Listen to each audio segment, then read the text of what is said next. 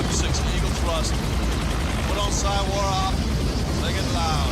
Into the Romeo Foxtrot. Shall we dance? You are listening to the Sitrep Podcast, your source for everything related to historical wargaming. Whether you are looking for the latest wargaming news, reviews, painting tutorials, or playthroughs, you will hear about it right here. So grab your favorite beverage or brush and let's hit it. Hello, everybody. Welcome to the podcast live from Little Wars. We are videoing this. We are audioing this. We have most of the team here either in person or via Skype. Joining me here on the sales floor or the convention floor, this is Marty right here. Can't believe I forgot we were videoing you. I did that dance during the song. And Chris. Howdy. And then joining us via Skype from the land of sunshine and blue waters, Mr. Jim. How are you, sir?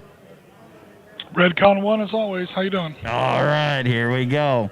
Okay, so this is our traditional every other week podcast show. And I know we're doing it a day early, and we are doing it live, but it'll still be recorded so people can catch up with us later. And I'm hoping that we can get some chat going. Chris, can you bring up Restream on your computer so we can get the chat log going? So people joining us can be able to send us comments and questions. Yeah, since we're live and all. So we have a packed show for you guys today. As we said, we are live from the Little Wars convention here in Lombard, Illinois. It's a historical wargaming convention. It's actually getting pretty busy today versus what we had yesterday, wouldn't you say? Yeah, well, yesterday was Friday. You know, people have day jobs and whatnot. But, yeah, I mean, I was out here at 7:45 this morning, and there were dudes walking in to register to play games. Right. So we've got all kinds of games going on. We've got modern. We're just looking right across from us here.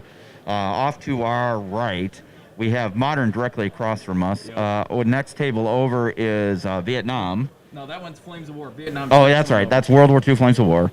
The table over there is a Vietnam table. And over there is the most impressive 6mm Gettysburg table. Yes, Jim, you heard that right. 6mm Gettysburg. And it's quite impressive. So yeah, we'll put some video up of that later. I took a short tour yesterday after they were done with gameplay, just so I could get in there without disturbing anybody. So there's like a little 2-minute video we have of the table itself empty. It still has all the miniatures and stuff, but no players. But yeah, we'll go talk to those dudes today for sure. Most definitely. And then there's ship combat going on and all kinds of other good stuff. Yeah.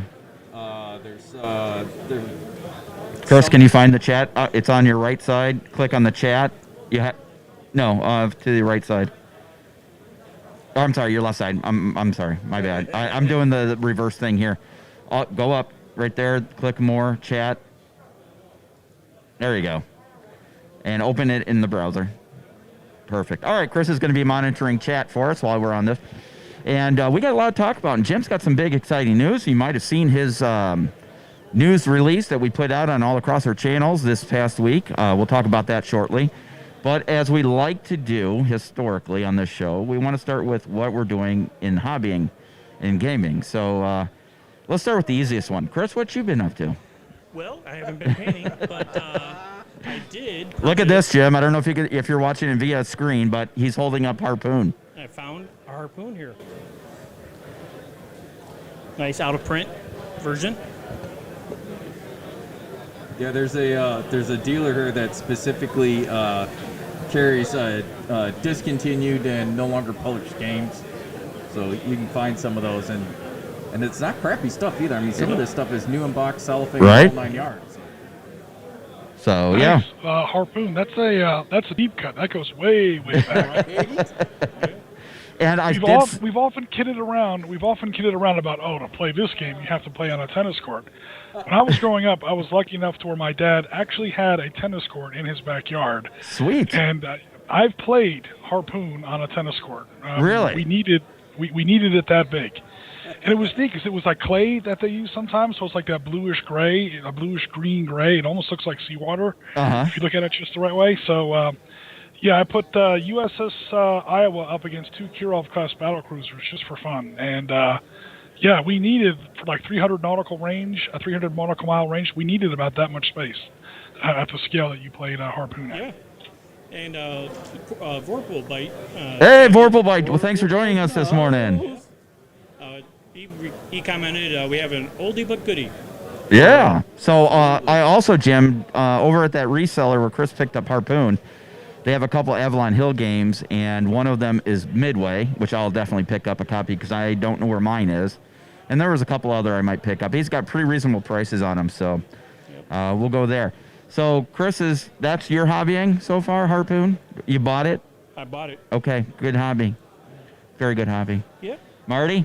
So I have gone the Chris route of hobbying, but that is due to my pinched nerve in my neck. I can't hold anything in my left Oh, hand. wow. So, yeah, I really have not done anything this past couple of weeks other than, if you include, preparing for this event. Right? I haven't done anything. Until I get this pinched nerve worked out, I can't hold the mini in my hand for any length of time, and when I do, it's not steady, so painting's kind of been out of the question, as well as assembly of anything small. Yeah. Well, you guys are a bunch of wusses, because not only have I made T-shirts this week, our beautiful logo wear here, but Jim and I went live and put him on the spot on Wednesday night, and we converted Sit Rep Skirmish from the virtual top to the physical tabletop in miniatures. And I think it was going pretty well, Jim. So, we have part 2, hopefully this coming Wednesday, if everything goes right. We'll finish that up. But so far, what do you think, Jim, of what we were doing so far? It's a neat approximation. It was originally sort of created for a much larger table, a table that would be kind of tough to build in miniature. Like I said, that original Benghazi table was like 1.5 miles by 2 miles. Obviously, you can't do that in 28 millimeter without the aforementioned tennis court. Right. But so ranges are going to be a bit tricky. Ranges, which is always going to be a little bit tricky. We did have one comment in our Discord that said maybe we should just say the hell with ranges when we do it in 28 millimeter and just say everything has an infinite range. Because like what we saw on that 2x2 demo table, yeah, everything that was on that 2x2 demo table would be easily within 1 hex on that original 13 days to 13 hours table, or the Columbia table, or the other Columbia table, or the Mexico table, or the East Timor table, any of the other tables that we've had. Right. So, yeah, that's the only possible hang-up I had on it was the range. But we can certainly work that out. And then we just got to, like you were saying during the stream, we got to come up with some counters. There's the 4 different levels of cover that you can have in that game. Some sort of unit cohesion mechanic without making it too much like bolt action, and some kind of a blast radius, like for grenade launchers, RPGs, strafing attacks by light machine guns, RPDs, saws, things like that. Right. That's very easy to do in a hex game. In a miniatures game, when there are no hexes on the table, it gets a little tricky. And we either just need to make up a couple little components real fast, or just get handy with the tape measures.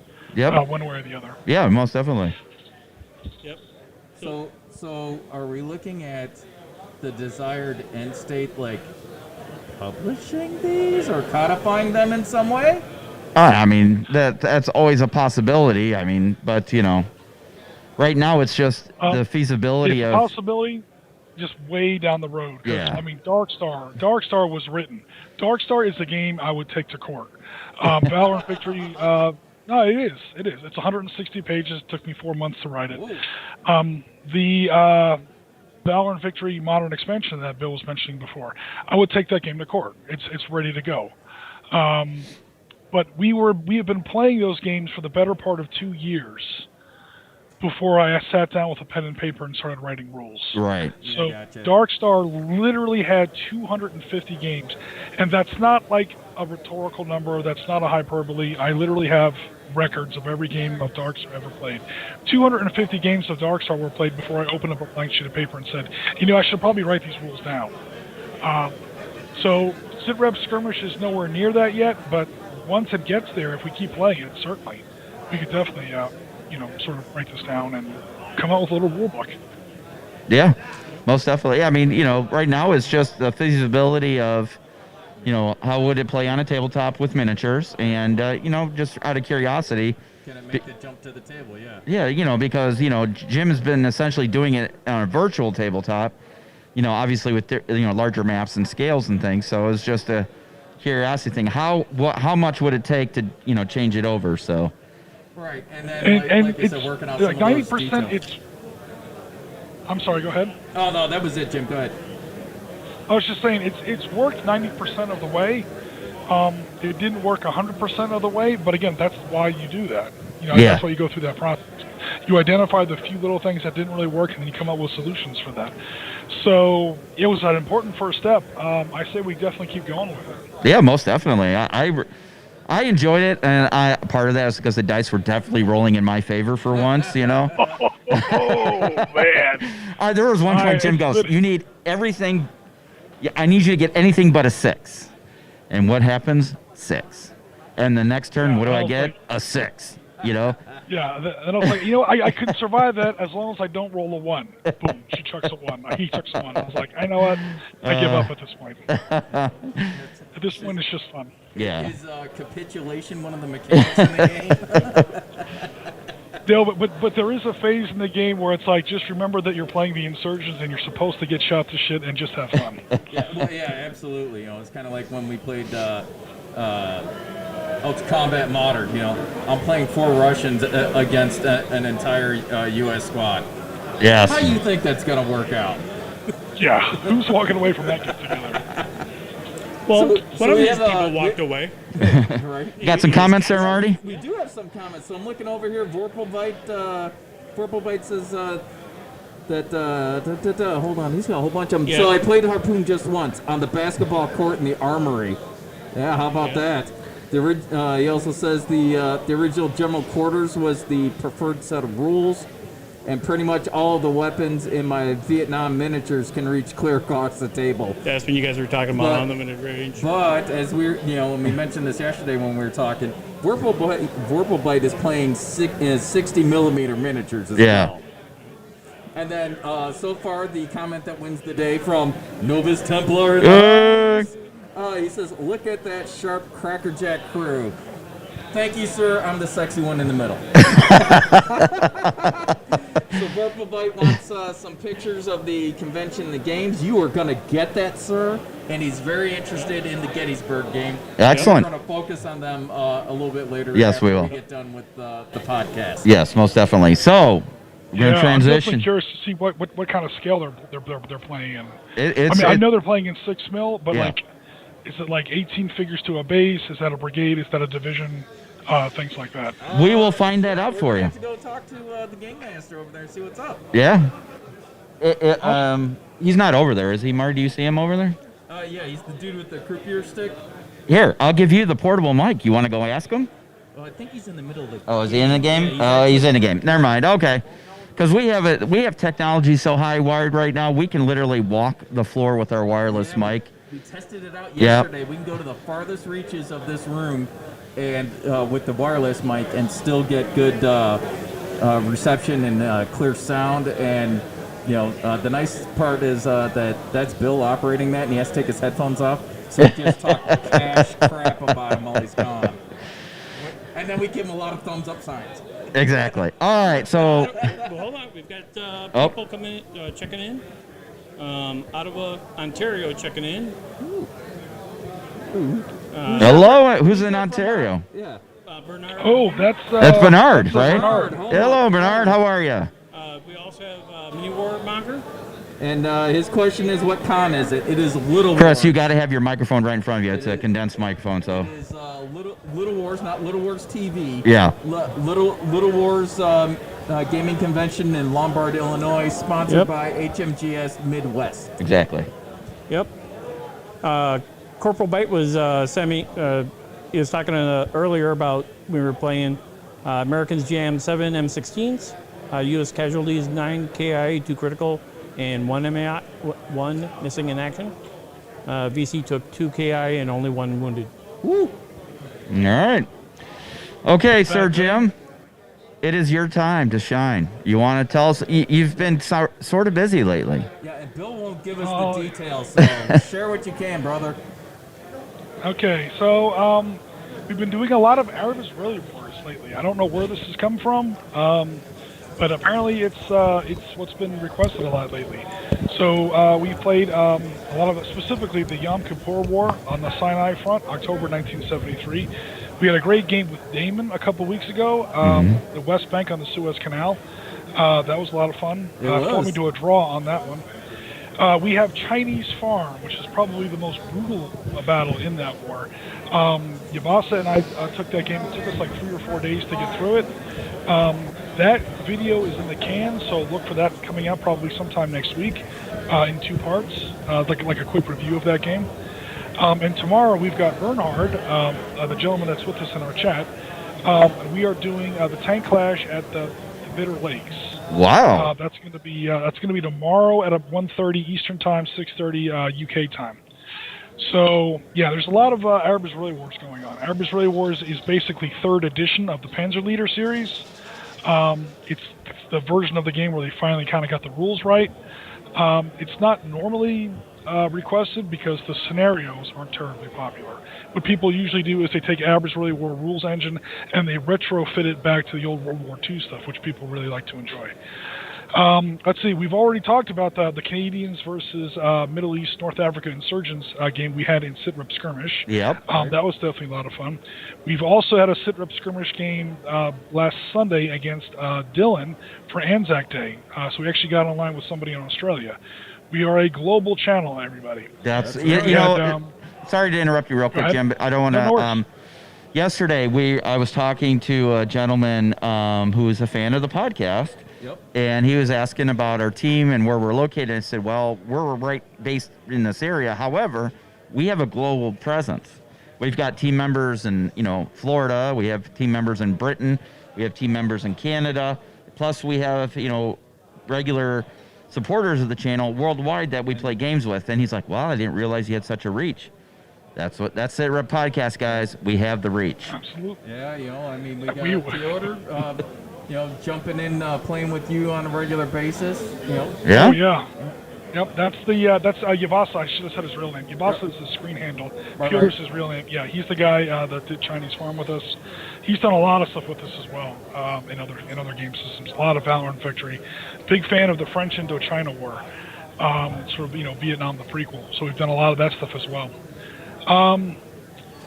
So yeah, we had Dylan in Australia, played with 4th Royal Australian Regiment Commando versus some FDTL rebels in East Timor.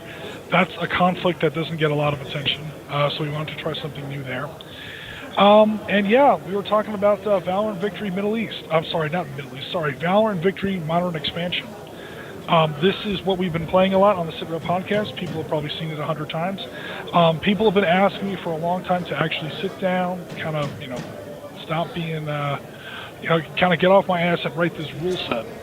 So I reached out to Barry Jim, W. that's how Doyle. we describe you as lazy and unproductive. I never do anything until someone asks me 2 times, right? So reached out to Barry Doyle. He's the guy who originally designed Valor and Victory free print to play. And as sort of a way of giving back to the community, I was like, I'm going to write down these rules and put them up. So they're on our Facebook page, they're on our Discord, they're on Board Game Geek, they're on ontabletop.com. They're all over the place. If you guys ever, want to take Valor and Victory, it's got a huge community over on Board Game Geek. So if you ever get a chance, if you ever, have are interested in taking it into the modern era, it's originally written for World War II. The formal rule set is now up and published for everyone, free to print and play, download. It doesn't come with any scenarios or maps or counters yet because there's just way too much to cover. I'm going to have to sort of figure out what people are really interested in. Before I start making that stuff up, the Somalia counter sets were previously published, so that's a good starting point to see if you like it.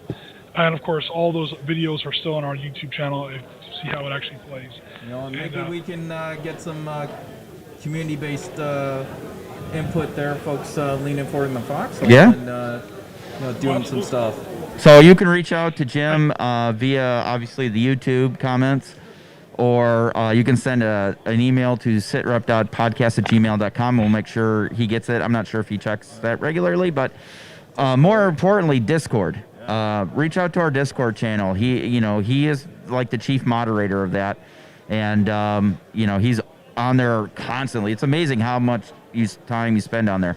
So if you guys want suggestions for scenarios or campaigns or whatever, that would probably be the best place. Wouldn't you agree, Jim, to go to Discord? Yeah, Discord is pretty much, that's pretty much for almost any platform that uses Discord. Yeah. Discord is best for that immediate reach out and immediate feedback. It's not always the most you can't really put anything on there and expect it to last, because there's no kind of archiving or search mechanic that works really well. But for immediate communication, reach out, feedback, Discord is definitely the best. Speaking of which, just to wrap up this go ahead. segment here, You got plenty of time. I did want to reach out to 2 members from the community who sent me some awesome gifts. Oh. You guys are like sending me tribute now. I love this. This is great. Keep this up. Except, no, not really. First of all, I got a great book from my friend Damon. Damon's been playing Arab Israeli Wars with us. Damon sat down and played with me the entirety of the Valley of Tears. If you know anything about the Arab Israeli Wars, that name means something. It took us 7.5 hours to get through that stream. But we were live for 7.5 hours in SitRep's early days. We did all of Valley of Tears. He's a huge fan of the Yom Kippur War. He probably knows more about it than I do. And he sent me a book, Crossing Suez, 1973, by Ibrahim Ezav. So many, many thanks for that. I've already started reading that. I'm going to go ahead and finish it up, hopefully in the next week or two. And then Madman sent me some actual 20mm miniatures. So thanks very much. A BMP-1 and a BM-21 Grad rocket truck, or the rocket launcher truck, which is going to be hella useful. Those 2 vehicles, man, BMP-1 and the BM-21 Grad, you can use that in Yugoslavia, 1990, Bosnia, 1992, Kosovo, 1999, First Chechen in 1995, Second Chechen, 2004, Georgia, 2008, Ukraine, 2014-15. Those are not just great little vehicles, but extremely useful. He didn't send me like the U.S. M9 Dozer Blade tank that was used, for 16 minutes on March 1st, 1945. This is one of those vehicles that, man, if you're going to do modern warfare, you're going to need a BMP-20, or you're going to need a BMP-1 sooner or later. You're going to need a T-55. You're going to need a Grad. One of those. Oh, man. Only for 3 years. I got out of it. And Jim, I do agree with you. I actually saw one of the BMP-1s in Kosovo in 2000. Oh, yeah. They brought back some BMP-1s from Desert Storm, and they had them sitting out on some of our bases. Yeah. Just to pretty much walk the recruits around and say, this is a BMP. When you see one of these, it's not your friend. So now you've seen one in real life. Don't say that we never showed you what this looks like, kind of thing. Basically, they brought it back and used it small. Yes. Well, almost anything Soviet is small. I mean, I could barely squeeze my fat ass into the T-55. That was back when I was still in the Corps. I wasn't nearly as big as I am now. And T-55 is actually one of their bigger tanks. As their tanks get more and more advanced, they don't get bigger. They actually get smaller. A T-72, I mean, there's a reason why the old Soviet military wouldn't take you in their tank force if you were taller than 5'6". Wow. You've got to be a small person to actually work those tanks. Right. That's crazy. So, Jim, let's reach out to those 2 fine young men and get a mailing address, and I will send them each a T-shirt. So we'll need their size and a mailing address. Maybe a certain. Okay, cool. Yeah, we'll send them a T-shirt and as just a thank you for supporting the channel. So That's a great idea. yeah. I've got their addresses, obviously, because they sent me something. Yep. And I save all return addresses, just so you know. I know where you live. That's right. That weird noise, that's the SitRep Predator drone hanging over your house. No, that's just convention background noise. Don't worry about that. Yeah. All right, so you two gentlemen, thank you very much for supporting the channel, and specifically Jim for all his hard work. If you could reach out to us and give us your T-shirt size, we'll send you one of the official SitRep podcast T-shirts as a thank you. So awesome, very cool. We got a couple of comments to get caught up with. Okay. Here. The joys of doing this live. Yeah. So Vorpalbite says, if you cast it, they will watch it. Insert dramatic music here. And he also, I think this one's right for Jim. I take all the best rules I can find and incorporate them into my home rules. And then he says that Vorpalbite's been, quite active here. A historical game that needs ideas. And he says, you make me laugh. And, whoop. Hold on. Someone else is typing. Still Vorpalbite. Historical events are packed thick with background material. Absolutely. He played Micro Armor for over 20 years, and now he's playing Steel Panthers, the modern equipment version. And then he had a convention question. Do you see anybody in costume? And Not deep costume. not really. Not today. Well, do the Warlord guys count? Because one of them's wearing a kilt. Is he wearing a kilt today? Yeah. Yeah, and somebody was wearing a tricorn hat, but they didn't have the rest of the giddy up. Yep. You see pieces and parts of it. You know, someone will have BDU pants on, or a Russian cap.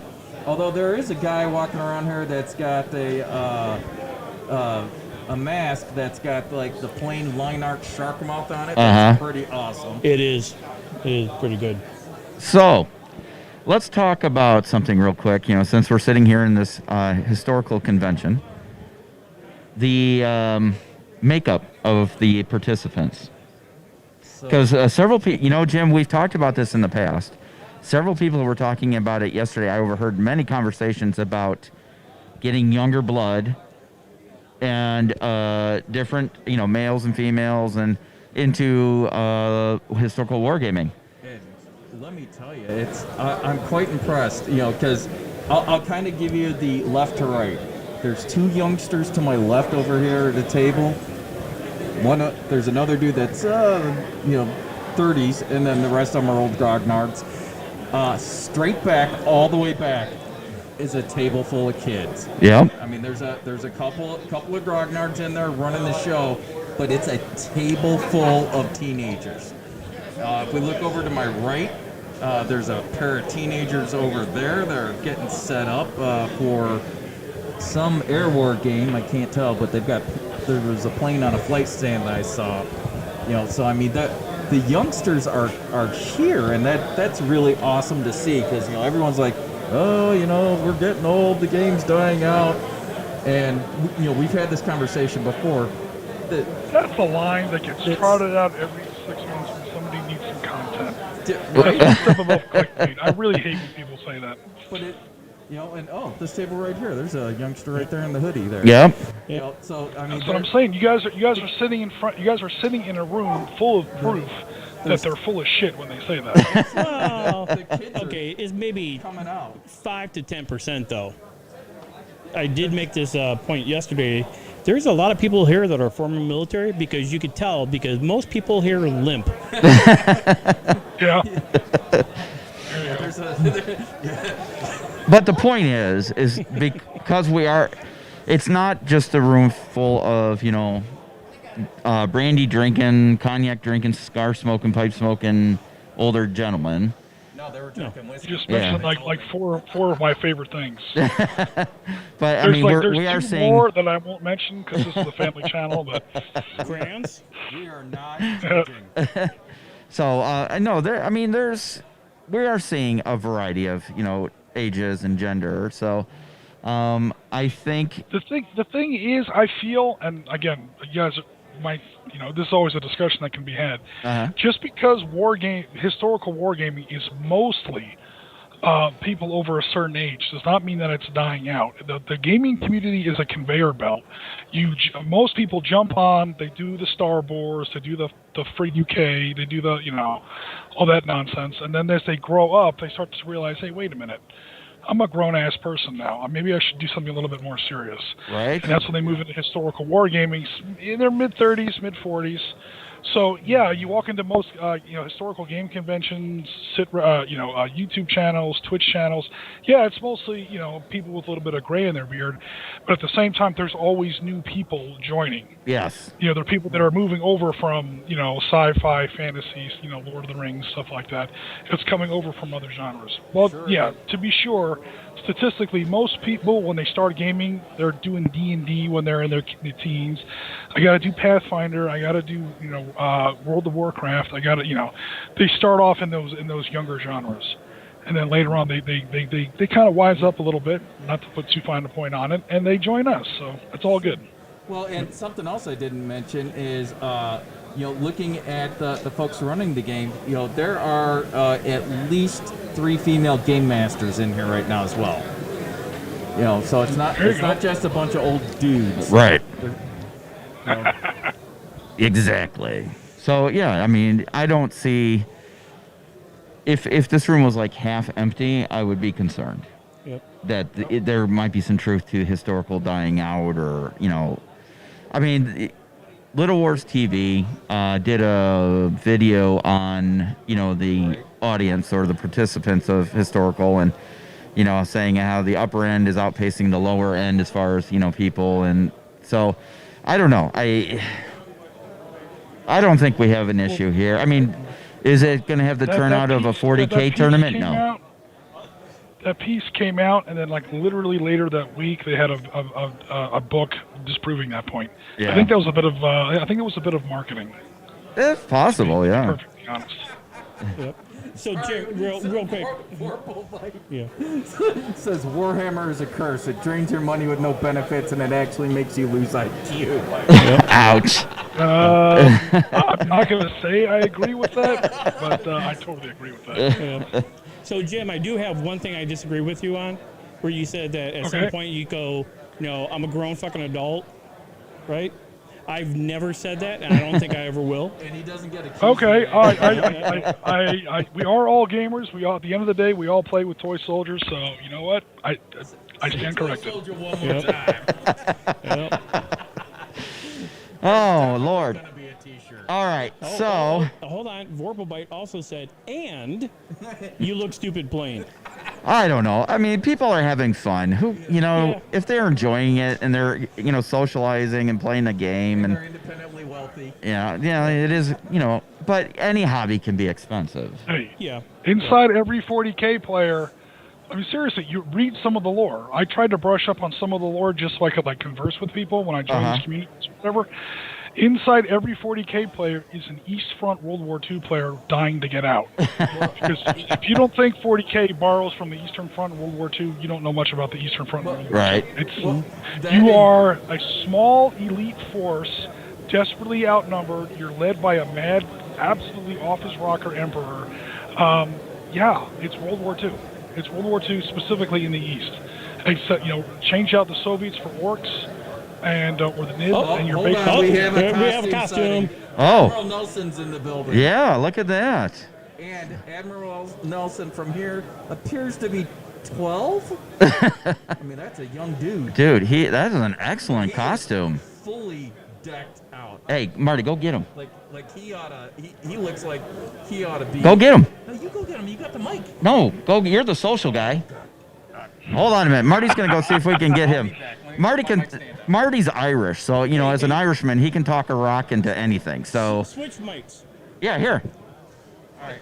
Hold on. You take that one. All right, I bet. I'll take this one. You can hear me? Headphones though. Oh, yeah. I should take those off. Those will get awkward in about 3 steps.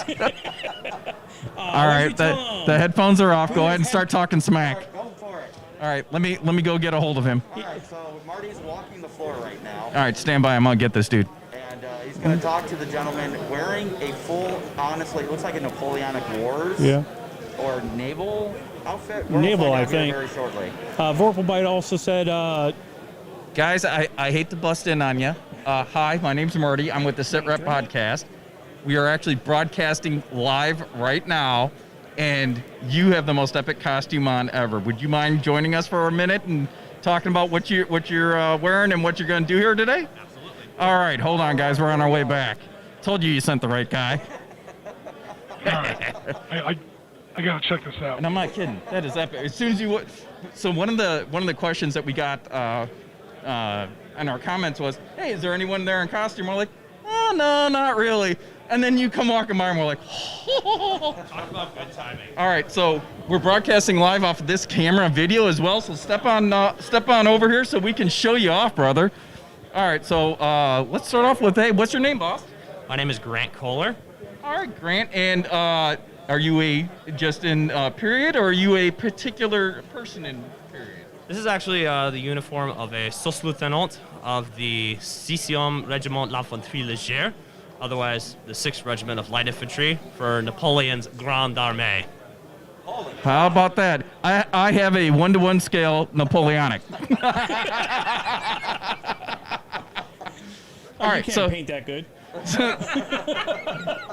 all right. can't paint Which it all, one you but- want to go for? I was gonna say, all right, so I'm gonna have to make sure I review this video when I do those. Oh wait, So- you can't see his head. He's too tall. Someone Can you- I can Vorpal see Bite it says, fine. I can say fine. Can you Okay. see it now, Vorpal Bite? Oh, he says you're too tall. take 2 steps to the left so we get a clear Yeah. view. All right, so you have a beautiful uniform here, and obviously Napoleonic. Are you playing a Napoleonic game here then? Are you a game master? What are you doing? Honestly, I came here because I know a few friends here that I haven't seen. Crossdresser, got it. Oh, come on. I'm actually a that's- historical reenactor. All right, there we go. And this started a couple of years ago for me, where one of the organizers here invited some reenactors out to this event to sort of like show us a way of have history come alive in a way, and what better place than Little War is at. Yeah, absolutely. Well, it did come alive because we saw you walking across the convention. We're like, oh, we got to get that guy. Hey, Vorpal Bite said very nice costume. Yeah, oh, there you go. Very good. Awesome, very good. Yeah. Do you make the costume yourself, or is there Most of this was, at least for this one, it was somewhat pre-made by a gentleman in Australia. So especially for Napoleonics, it's kind of hard to try to find manufacturers here in the U.S., so you actually have to look abroad. Like you have some that are in Australia, Europe, and even all the way in Russia that you have to find like the proper stuff to actually look authentic enough for the Napoleonic reenacting. very cool? So is that a real sword? It looks authentic. Oh. Well, hey, that's my junk, dude. This is a reproduction from Belgium. Very nice. Yeah. Yeah, that's really nice. Now I've got sword envy. Well, thank you very much. Yeah. We really appreciate So- it. What size T-shirt do you wear? I am a Medium. Medium or large? All right, hold on. Grab that gentleman a Yeah, T-shirt. yeah, there you go. You got Green it. or black? All right. Well, we thank you very much for coming on the show. You look amazing. Yes. We'll let you get Very back nice. to it and enjoy the convention, my We friend. do have one question for you though, from Vorpal Bite. Do you have an old boat too? To go with the costume. Well, he's infantry. Why would he have a boat? Well, There you go. I was gonna Okay, say that's the question. I'm just repeating the question. He's infantry. I might have made a comment about holy crap, there goes Admiral Nelson earlier. That might have went the wrong I'm not through. missing an arm though, so how's that gonna work? Yeah, well, yeah. Yeah. That Wrong depends branch, on wrong what faction. period you're playing, sir. Pre or post arm. Well, thank you very much. Jim, do you have any comments? No, but seriously, you look great, and it's awesome that you can come out here and, like you said, bring history alive. I mean, even the Yeah, the whole getup Yeah. from head to toe. Yeah. Excellent. You win the contest for costume. Yep. Right. Absolutely. Well, thank you. All very right, much. We so- appreciate it. Thank you. Enjoy Thanks the once again, Grant. Enjoy the show. Thanks for coming on with us. This is exclusive content. All right, guys. Only on the Sit Rep podcast do you get this quality entertainment. That's right. Not seeing that anywhere else. All right, cool. So I hope you guys enjoyed that. A little bit of. I'm impressed, man. I'm really impressed. All right, now that I got my headphones on. Oh, he's got to bring his McDonald's cup. He's just out of character. So. That's right. I need to know in the comments what they say about me when my headphones are off. Well, what'd you guys think of that? That was pretty cool. That was amazing. Yeah, very good. You know, if you had walked off with your headphones still on, it would be kind of like falling off of a platform. Yeah, that's, by the way, that's going to be my new go-to for all live events now. I promise to fall or somehow trip every time. Right. All right. That's what I'll be known for. So, it's been a while. We miss him because he's been playing Army. So we're going to play it in honor of our newsman. I think we need to. Here we go. It's news time with Gaz. Give me the latest and greatest news. Oh boy, it's news time with Gaz. Come on, give it to me. Give me the news. All right, there we go. In honor of Gaz, in his absence, I did get a message from him today because I wasn't sure when he was done with his exercise, and he sent me a short reply this morning. Said, "Sorry, bud. You know, I'm not. He doesn't come out of the field until tomorrow. Yeah. He's not able to join us today, which will be much to his detriment. Ready, set, go." All right, so because we don't have a lot in the news going on right now, I thought I would bring up. You have old news, don't you? What's my old news? Old news about what happened today. Today in military history. Right. There's some good stuff in here. There is. And Jim, I cannot wait to hear your input on some of these. Wow, there's a lot of good stuff. All right, hold on a minute. I'm going back. First, there was light. Here we go. 1778, May 1st. The Battle of Crooked Billet begins in Hatboro, Pennsylvania. Okay. So, the Battle of Crooked Billet was a battle in Philadelphia campaign of the American Revolutionary War fought near Crooked Billet Tavern in present-day Hatboro, Pennsylvania. In a skirmish action, British forces under the command of Major John Graves Simcoe launched a surprise attack against Brigadier General John Lacey and 3 regiments of Pennsylvania militia. So who won? That's almost certainly going to be a British victory because you said militia in the name of the Pennsylvania soldiers. You are right, sir. As a result of this engagement, American forces lost 10 wagons, and Lacey lost 20% of his force. Not a wagon. Wow. Not a wagon. Yeah, this is a real small one, folks. So the Philadelphia campaign actually starts a year previously, where we see some huge battles. Okay, so the British have taken New York. Their next big objective is to take Philadelphia, which at the time was the capital of the U.S. So they march south. The plan is to march south through New Jersey. Washington's been set up at Morristown through the winter of 76 to 77, ready to block that move. The British under Howe, I think it was William Howe, says, you know what, I got a better plan. I've got this thing called the Navy. You Americans, you'll learn about it someday. But we actually have this thing called the Navy. We're going to load all our guys into our ships that are actually under the command of my older brother, Admiral Richard Howe. And we're going to sail south around Cape May and come back up to Chesapeake. And we're going to land at the mouth of the Delaware River, and we're going to march. We're going to completely outflank you, and we're going to march on Philadelphia that way. So Washington redeploys. He fights the Battle of Brandywine. This is America's first 9/11, September 11th, 1777. This is the battle that should have cost us the war in 2 ways. Number one, it gave the British our capital city. Of course, the Americans lose.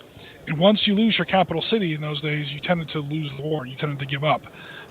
Just someone forgot to tell Washington the victory conditions of the game because he kept going after he lost it. The other problem is that this is where we have Major Ferguson, and he was like the one guy. We all know about Sharp's rifles in the Napoleonic Wars. 40 years later, this is the one guy who said, "Hey, these Americans that we're fighting, they have these rifled weapons that shoot at the thin, absurd range of 200 yards, 300 yards. Also, these German allies that we have with us, these Jaegers, these Hessian Jaegers, they have rifles too. Why don't we have any rifles in our force?" So he's like 40 years ahead of the curve. And so we got Major Ferguson, who says, I'm going to actually invent my own rifle. I'm going to try to raise my own corps of riflemen. And at the Battle of Brandywine, in this same campaign, he's got a certain officer in his sights.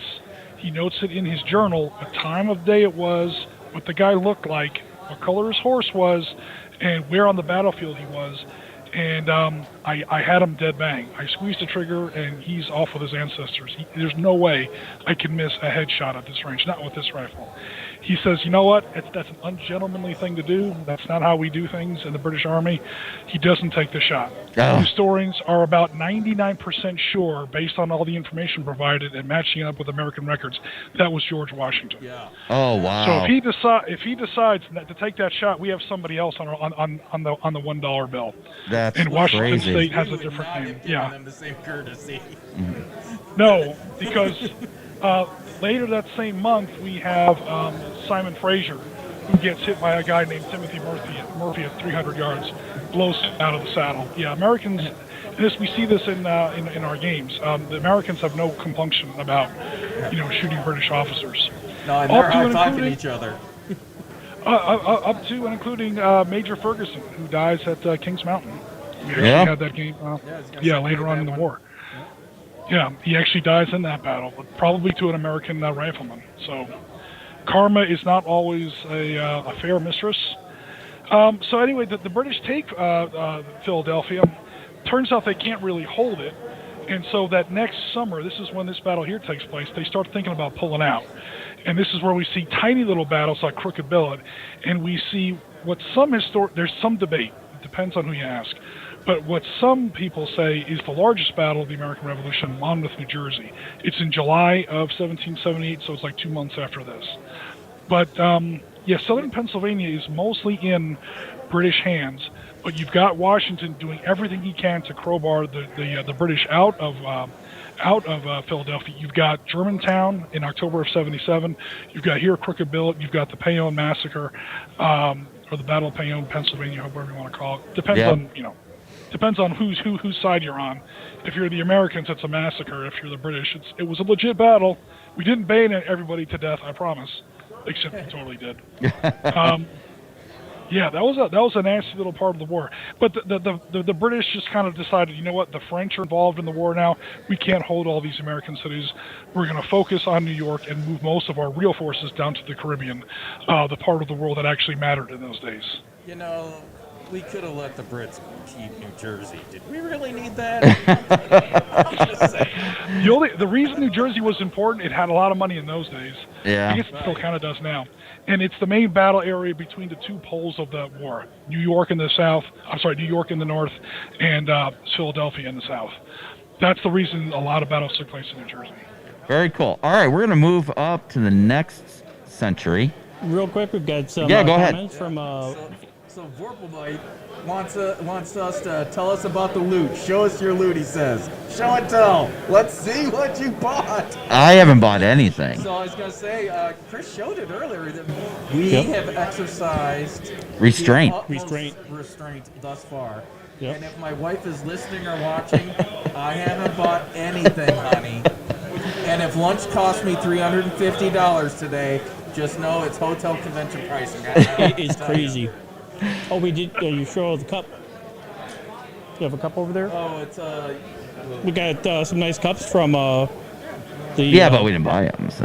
Well, that's true. They still loot. Yeah, okay. You don't buy loot. That's true. All right, guys. So we're going to move on to the next century. So, May 1st, 1863. You might have heard of this battle, Jim. Just maybe. God, yeah. Battle of Chancellorsville begins in Virginia. Yep. Woo!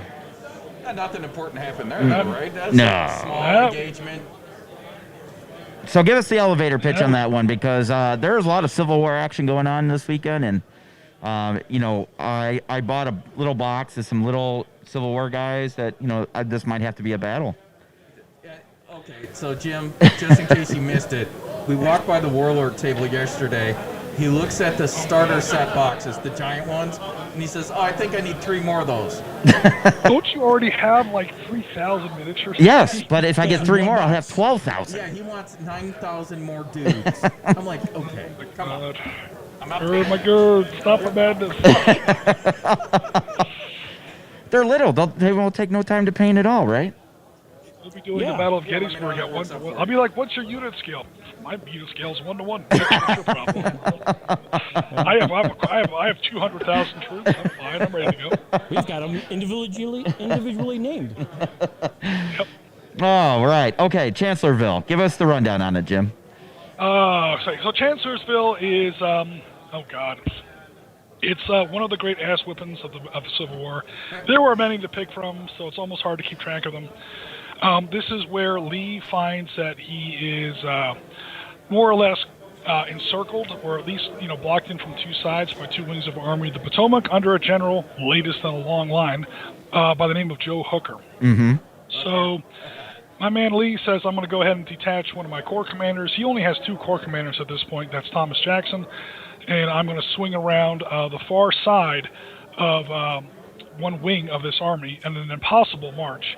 And right when the Federals are getting ready to launch this two-pronged attack, this is where, I think it was Oliver Howard's 11th Corps, mostly Pennsylvania Germans, get completely bushwhacked in the side by the bulk of 2nd Corps Army of Northern Virginia under Thomas Jackson, Stonewall Jackson, more famously. If there was ever a battle that the Confederates should have lost, it's this one. Him outnumbered 2-1. We have perfect intelligence on the Federal side, to the point where Lee is sending part of his orders to, I think it was Jackson or Longstreet, one of his two corps commanders. Uh-huh. The guy wrapped the orders around a couple of cigars, put them in his breast pocket, and started riding down the road. The cigars fall out of his pocket. Oh, no. A Union officer finds Union picket finds it, turns it into his officer, complete blueprint of Lee's plans, his order of battle, all of his movements, his dispositions. This lands on Hooker's desk, and Hooker's just like, yeah, this has to be fake. Also, I already have the perfect plan. I don't need this new intelligence. So outnumbered 2-1, surrounded on both sides, a complete copy of the enemy's battle plan. If you're ever going to win a war, if you're ever going to win a battle, it's going to be this one. Guess what happens? He gets the crap kicked out of him in one of the true ass whippings. Now, two quick historical notes. Number one, if you've ever read the book Red Badge of Courage, Red Badge of Courage takes place in the Battle of Chancellorsville. Yep. It's not entirely obvious, but it's totally the Battle of Chancellorsville. The reason it's not that obvious is because it's written from the point of view of like a private. So he's not sitting there at the general's table. He doesn't know everything that's going on. But you read the book and you quickly kind of figure out that it's supposed to be Chancellorsville. And this is also where Stonewall Jackson eventually gets killed. Is it Chancellorsville? Yeah, you're right. Yeah, he's out on a night reconnaissance, and he comes back in, and his own men mistake him for I almost said Soviet. Oh, jeez. His own men mistake him for a Federal scout, and they shoot him out of his saddle. And he lingers on for a while. They cut off his arm to save his arm, and then he eventually passes away. Yeah. And this leads right into Gettysburg, like 2 months later, where Lee's got to go in there without Jackson. Yeah. Ouch. All right, so we're going to move to the end of the 19th century. 1898, May 1st, Manila Bay. U.S. Asiatic Squadron destroys the Spanish Pacific Fleet in the first battle of the Spanish-American War. This is a great game that does this. It's called Fire When Ready, if you can still find it. It's an old hex encounter game that does this. This is where you learn asymmetrical victory conditions, because holy crap, half the U.S. Navy steams into Manila Bay. There was a almost simultaneous battle at Santiago in Cuba. We were fighting the Spanish-American War kind of on both hemispheres there. And I can't remember. I think it was Dewey was in command. Yep. Okay, cool. He sails in there and he sinks pretty much half the Spanish Navy in like 45 minutes. The game is so one-sided that in order to make the game fair, even though the battle is not, I think if the Spanish player hits an American ship once, it's a draw. Oh, wow. Not even damages it. If you land a single shell on an American ship, that's how, because the Spanish fleet was like, It was 40 years old by that point. The Spanish Empire was on its last legs. This is the same Spanish Empire that goes back to literally Christopher Columbus and the Spanish Armada. It's like 400 years old now. It's been dying a slow death for at least 150 years. Pieces have been falling off of it. So yeah, when you get stationed to the Spanish colonies in the Philippines, this is why everything in the Philippines has a Spanish name, even though it's a Pacific country. Their navy is falling apart. It hasn't moved in 30 years. If you actually tried to turn on the engines or the turbines down, or not the turbines, they didn't have that, but the steam engines in the hull of the ship would probably fall apart. Oh, jeez. Yeah, and then the men are all like the half crew. Half the crew has some sort of social disease from all going out in town every night. Half the crew is has typhus. Half the crew has that. Half the crew is drunk. I mean, yeah, they couldn't even raise steam. It's one of the most one-sided. It's almost like calling Pearl Harbor a naval battle. Yeah. It really wasn't a battle. It was just a massacre.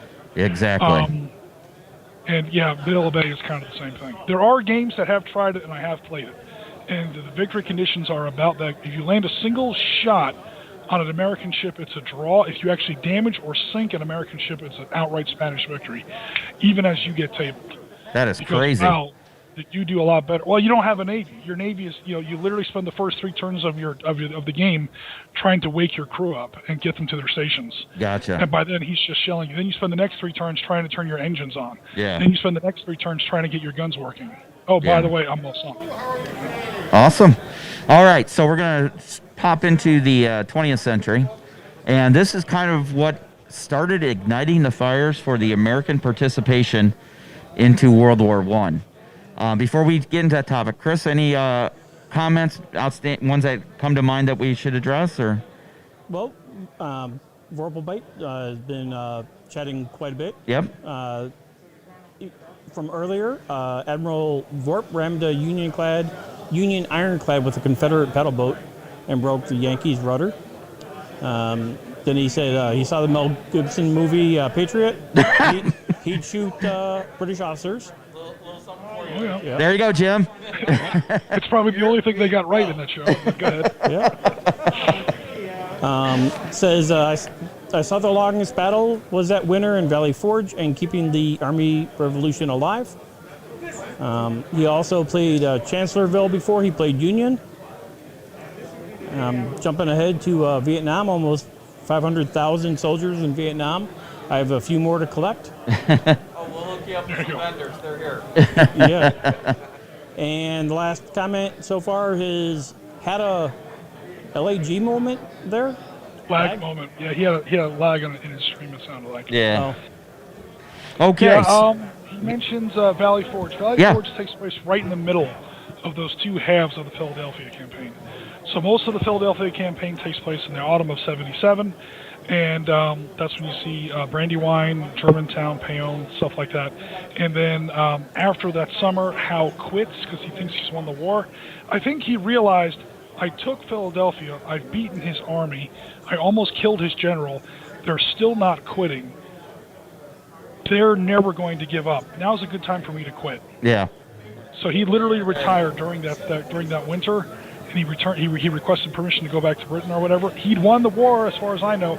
I think he kind of saw the writing on the wall. It's all downhill from here. Let me go ahead and quit while I'm still on top. That way, Cornwallis and Clinton get the blame for all the defeats. Yeah, they gotta take the L on that one. All right. So, as I alluded to prior to checking in on comments, this event took place in 1915 on May 1st. This is kind of what lit the fires for the American participation in World War I. German submarine U-30 torpedoes the U.S. ship Gulf Light 1. So, yeah, that one, it came out of Camden, New Jersey, and was on its way, and the ship survived the attack, but was eventually sunk in 1942, of all things, by a torpedo attack. Yeah, first American ship to be torpedoed during World War I.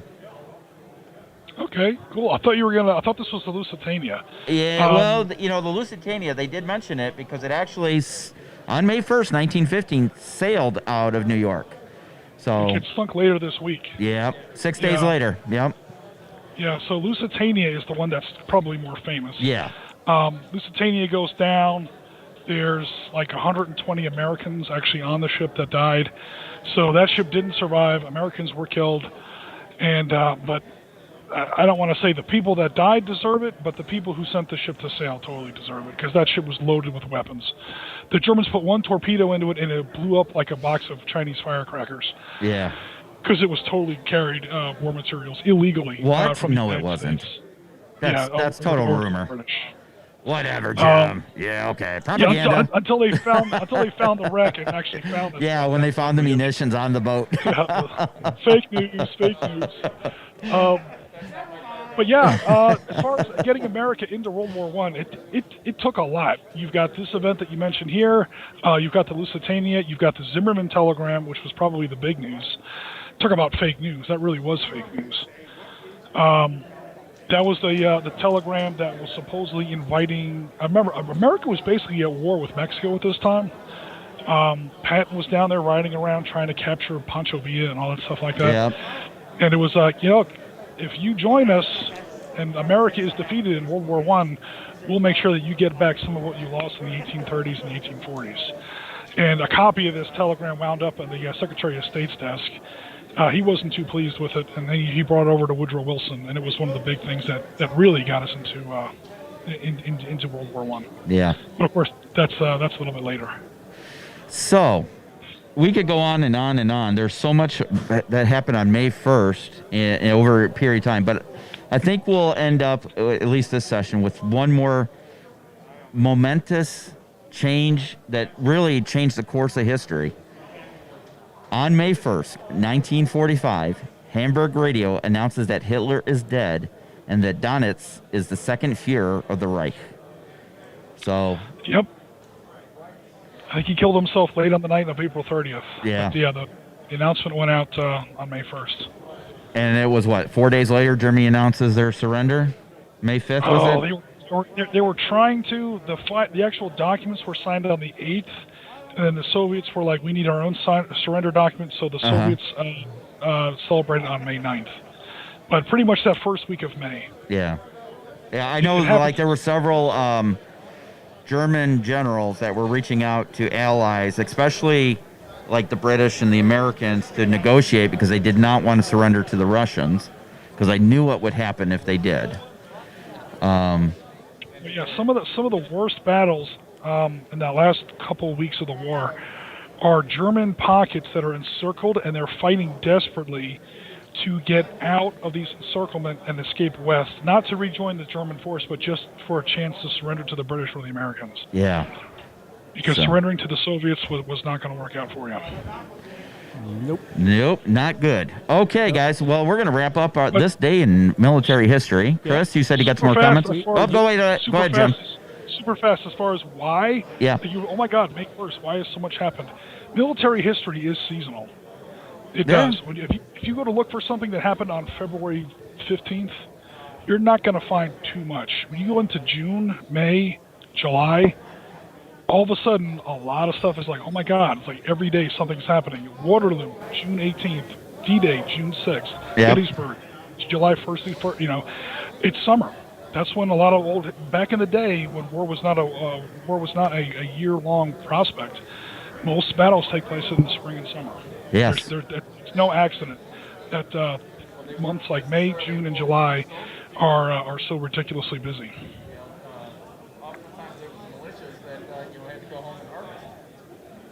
And nobody wanted to fight in the winter in the early campaigns, like the Revolution and, yeah. Well, you almost couldn't. Yeah, you almost couldn't. And by the time you get to August... Yeah. You almost couldn't. And by the time you get to August... so you spend all winter getting ready for the next campaign. So, okay, winter ends in March. The rains come in April. The roads are all muddy. By the time you hit June, you've been building up now for 5 or 6 months. You're ready to go. Yeah. Everything happens in May and into June. By the time you get to July, especially in the olden days, armies have pretty much exhausted themselves. This is pre-industrial warfare. You didn't have factories turning out tank shells at like 1,000 a day or whatever. Everyone's kind of used up. So you get into, August, September, it starts to die down a little bit. October, the rains come back, and by the time you get to November, you got first snow. So, yeah, it pretty much stops. Yeah, right? Yep. All right. So, we're in our last little bit of this show for this week. Chris, you had comments. We do have comments. So Vorpalbite went on, was talking about World War I submarine warfare. Interesting, never played it. Jim, is there a good game out there for that? For World War I submarine warfare, I haven't seen it personally. There's a lot for World War II. Okay. Now, we'd have to kind of work that out as far as how to retrograde that back to World War I. But, yeah, World War I submarine was a very dodgy prospect.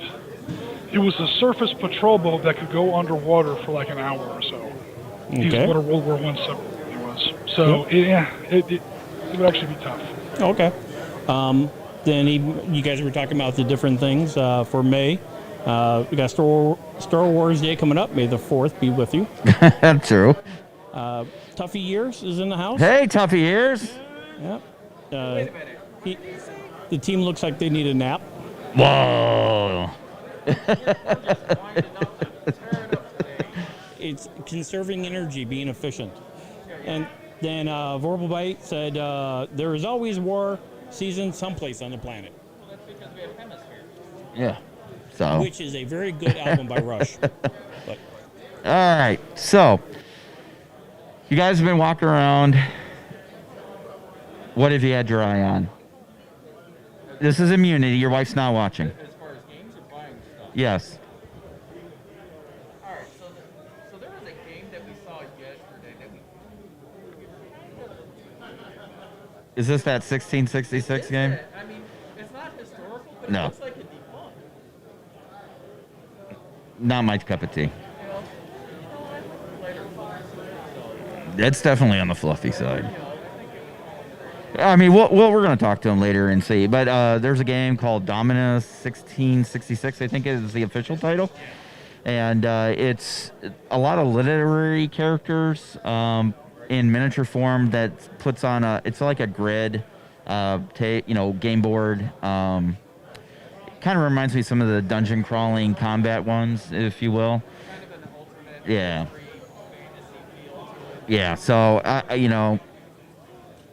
if that's your cup of tea, cool. Way back in the day, I used to play a game because my friends were into it called 7th Sea. That was an RPG set in a late 17th century, like 1680s, 1670s, sort of a Europe-like setting. It was fun. I mean, I only played a couple times. Yeah. But a lot of my favorite guys are in there. Peter the Great's in there, one of my favorite historical characters. So it's definitely an interesting period. Isaac Newton's around. Louis XIV is just winding down as far as his little reign. So yeah, a huge part of European history. And it's I understand it's like a alternate version of it, but definitely an interesting period. Yeah, most definitely. So we cut Marty off and we didn't realize it. Sorry. Hey, so Vorpalbite, I'm not going to address one of those comments about who you want me to interview. It's a family show. However, it's not saying I won't go find the interview, so to speak. So Vorpalbite says I played that game. Which game are you referencing there, bud? I think he's talking about the 1666. Well, yeah, and if he is, I'm wondering what his thoughts are on it. Huh? You know what? You need to call into the show at some point. Vorpalbite's like the 5th character here. Right?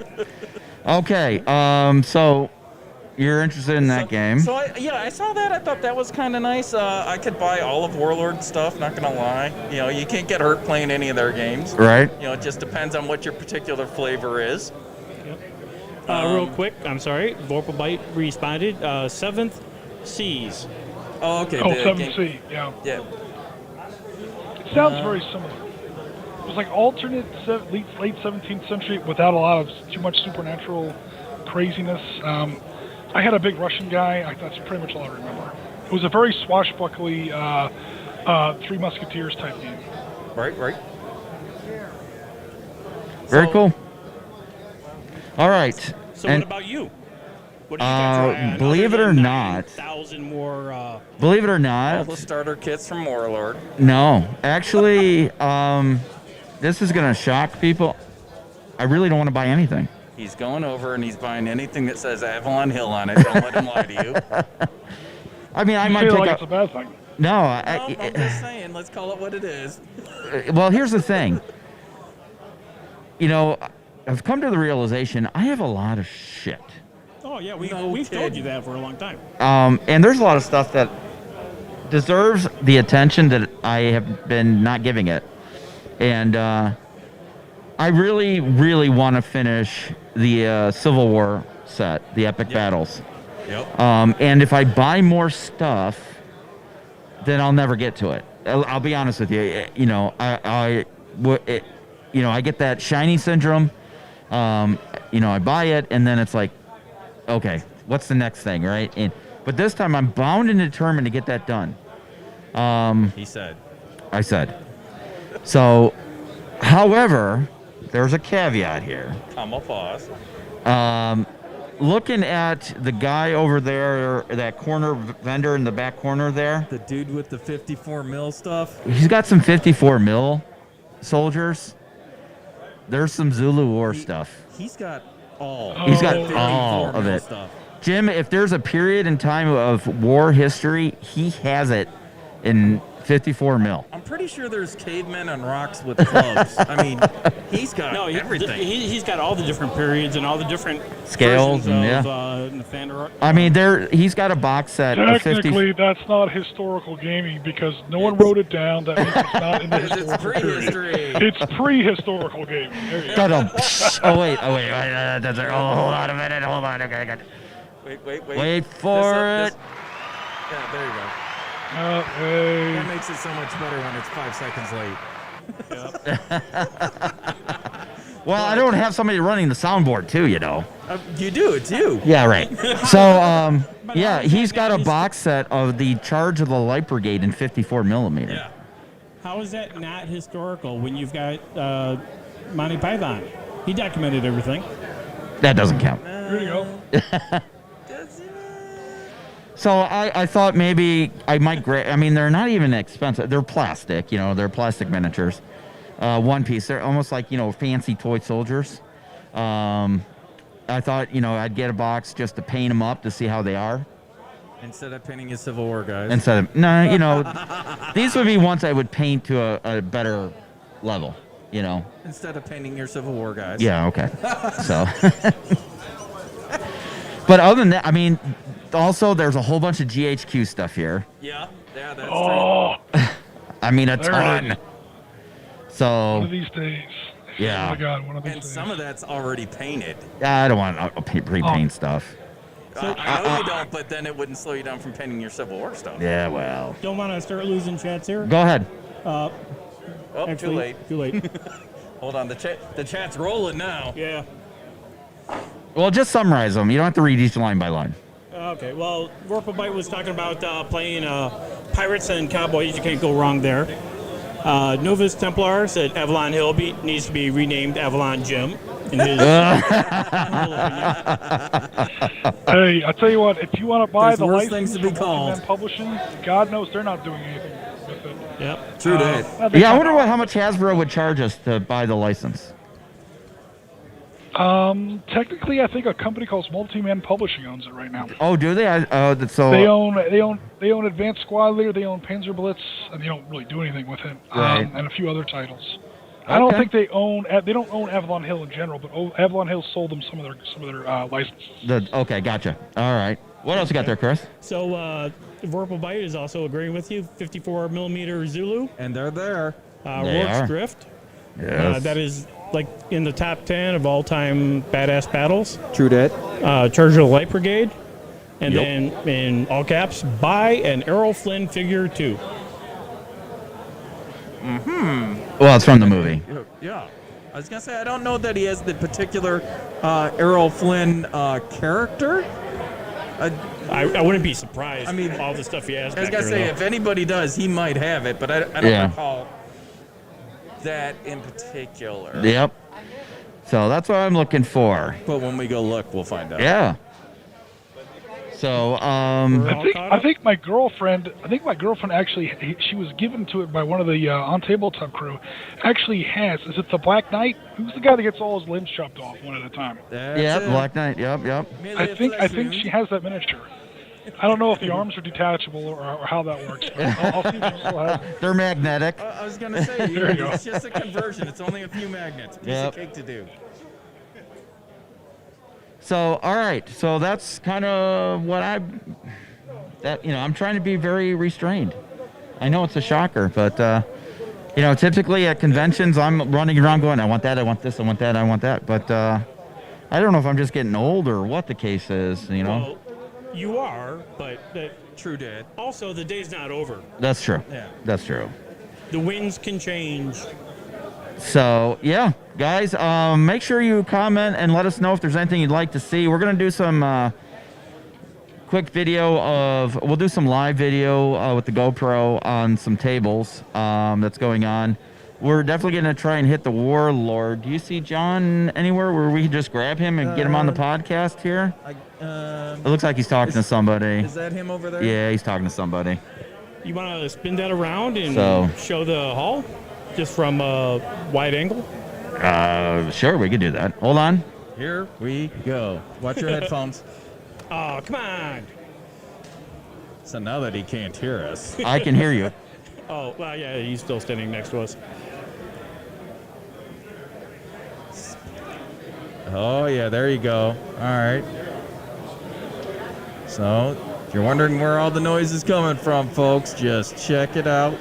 And look at that. This is a fairly full room. And it's been this way since 8 o'clock this morning, by the way. Pretty impressive.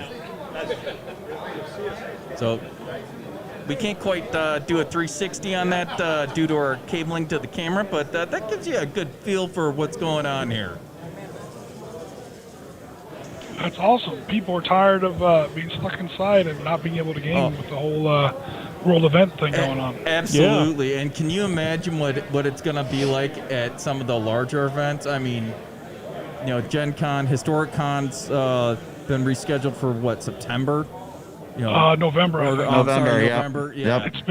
It's been folded into their Valley Forge event because they want to give themselves plenty of time. Adepticon next year. Oh, that's gonna be lit. Autumn War. Same people who put this on. They're doing Autumn Wars in the fall. Yep. And generally that was a one-day event, and I attended their board meeting this morning, and they may expand that, so they may do it like they did it last year because they were unable to have this convention last year. They kind of rolled it into their Autumn Wars last fall and did a 3-day gig up at Lake Geneva. Yep. So they may do something along those lines again, even though they were able to get this one off the ground this year, thankfully. Yep. All right, guys. So we're gonna go ahead and wrap up the show. Since we had 2 shows for one this week, we did a live stream last night. It was an impromptu one just so we could start testing out the technology because, we brought a whole bunch of stuff that we normally just have set up permanently, and we brought it mobile and tried to work out all the little ghosts and gremlins out of it. And see how the Wi-Fi is here. Yeah, so the Wi-Fi is hopefully the video and audio, it doesn't skip too much. I know we've had several drop frames, but it's such a minute percentage that hopefully it won't be noticeable. Yeah, and to be fair to the person, I can't remember who it was, who said that, you guys all look like you need sleep or you all look tired. Have you ever covered a convention before? Right. You are a death's door, and if you're not a death's door, you didn't do it right. So, yeah, great job, guys, for sure. So we got a couple of comments to talk about before we. Why don't you see if you can go grab John? We're gonna see if we're gonna grab John Russell from Warlord Games. Yeah, hold on a second, Chris. You gotta get caught up on that. The answer is 450. But all right. So Vorpal Bite, when he was talking about Earl Flynn before, he bought John Wayne, Colonel Kirby from Green Berets. Yeah. Lots of cinematic figures. Fantastic Robin Hood line with Earl Flynn dueling Basil Rathbone. We had good comments for the view from Vorpal Bite and Novus Templar. Oh, excellent. We were asked how many players in our attendance. We were told yesterday 450. Yeah, that's what they're estimating the attendance to be. That was the pre-regis. Yep, but we still saw people registering this morning. Yeah. Vorpal Bite said 1 million years ago we went to a convention where the vendor stand renamed hamburgers into combat burgers, and cheeseburgers were renamed in as a combat burger with a helmet. Yep. So yeah, why don't you have John sit there? We'll get him hooked in.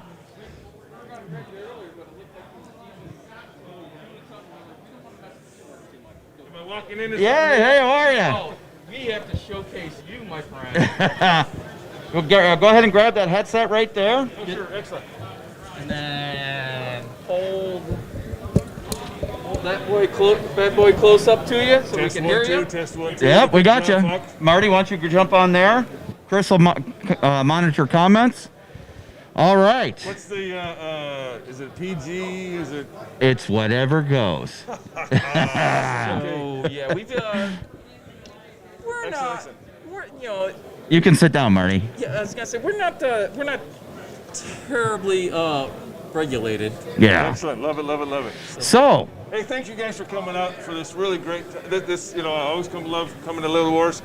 This is really cool that we can get some people that can't get out here right now Yeah. because of this curtain that's came down. And this is awesome that people can experience this live event that we can and share that fun. And that's great. Thank you guys for coming well, out. thank you. No, thank you. And isn't this look at the crowd today, huh? Huge, huge. I think we're getting about 200-300, maybe Yeah. even 400. It's fantastic. Kevin, K-By, and the group up here, H&VS, big thanks and shout out for you guys. This is phenomenal. I appreciate you guys doing this. I've been really looking forward to this. And I live down in Oklahoma City, so I come up here for These anytime. sandwiches. Yeah, the sandwiches. There's alcohol involved too, I think, or something. I don't know. All right. So one of our commenter wants to know why the kilt. Is there a story with that? Saturday. What do you wear It's on Saturday. Sunday? It's Saturday is Kilt Day. Well, Because yesterday you were wearing pants. Yeah, well, today here's you're wearing the a real kilt. reason. So Yeah. tomorrow what? here's the real reason. When Tidy you're up- whities? Well, loincloth? what's that? Is it a loincloth tomorrow? Yeah, well, it's Friday you're unloading a van. Sunday you're loading a van. Yeah. You want to be in jeans. Right. On Saturday, and you got a lot of crowd, you're running around a lot. You want to be easy and breezy kind of thing. So, so that's why Kilt's on Saturday. It's my shtick. I was gonna say it's all comfort and it's cool. Exactly. That's what it is. But Saturday is Kilt Day. Awesome. All right, let's talk about what you brought. So the one thing that really sticks out to me, and I did the pre-order, is the Epic Battles, Yes. which is an amazing And it box. won't be the first, and that's all I can tell you. What? Yeah, that's all I can tell you. So remember when Bill said, "Oh, I don't know," 8 minutes ago? I'm not buying anything. I just heard that get swallowed. Well, here's the funny thing. When we came up, John Stoller is the owner of the company, and our company is based in England. Uh-huh. And John and I'm the guy that runs around in North America to sell toy soldiers. It sucks, but somebody has to do it. Tough gig. Yeah, tough gig. And he said, John, what do you think, how this will be perceived? I said, I think it's going to be great. And we put it out there, and we let it sail out in the ether, and we said, let's see what happens. Yep. 90% of the responses we got were, oh my God, this is awesome. I mean, there's 2,500 dudes in that box set. To this day, we've made 12 million miniatures, 12 million guys for that game already. Wow. It's been I think it's been accepted. And Bill wants them all, by the way. See, Jim, our historical editor, he's in Florida. He's on Skype right now. See, Jim, there are enough for me to do Gettysburg in 1-to-1. Yes, it is. And that 10% of the whingers out there that was kind of like, Yeah. why is it 13.5? Well, we looked at the email addresses, and then we looked at the email addresses of the orders. Half of those guys whinging had bought the box. So it's like, okay, yeah. And the reason why people either didn't see the original release because they were busy and stuff, the reason why it's 13.5 and not 15 or 18 or 10 is because we wanted to get the most miniatures on one sprue. Oh, okay. 100 guys, one regiment, on that one sprue. All right. In that box, there's 12 blue sprues Yep. and 12 gray sprues. Yeah. So there's 2,500 dudes in there. The American Civil War is definitely one of those conflicts. You need a lot of figures. Exactly, I agree. There's not a lot of skirmishing in the American Civil War. It's a big war. Yeah. So yeah. And Warlord's got that sorted. Yeah. Well, and this is wave 1. Wave 2 is the cavalry, Iron Brigade and Zouave. Wave 3 is dismounted cavalry, sharpshooters or skirmishers, wagons, casualties, and then more commanders. Wow. Nice. And we've had to make I want so that many. dismounted cavalry. What's that? I was just saying, I want that dismounted cavalry. I want to do Buford's brigade on day Exactly. one at Gettysburg. And it's just visual. And I think you'd all agree with me that there's nothing more beautiful, well, besides our wives or significant others, than a table of well-painted miniatures on a well-laid-out terrain. I mean, that's Yes. what it's about. We can all play video games, we can all do that, but when you turn off that game, there's nothing in your hand. When we get done with our games, we've got all that stuff in the Yes, most definitely. And I'm pretty sure I see tears streaming out of Bill's wallet right now. I hear it from right here. Yeah. Well, we had to make so many for the Iron Brigade that we couldn't make them in our resin or plastic. We had to go metal. So the Iron Brigade is metal, and I've got a box of it over What? to show you. They're metal? Yeah, there's 300 metal figures in the Iron Brigade box. Damn it. For $56. That's 5 cents a figure, boys. Wow. The Iron Brigade. It has to be metal. What are you going to make the Iron Brigade out of plastic? Exactly. Now, what was funny was we wanted to get the pictures out of our miniatures as fast as we could. So the studio took a picture of a regiment,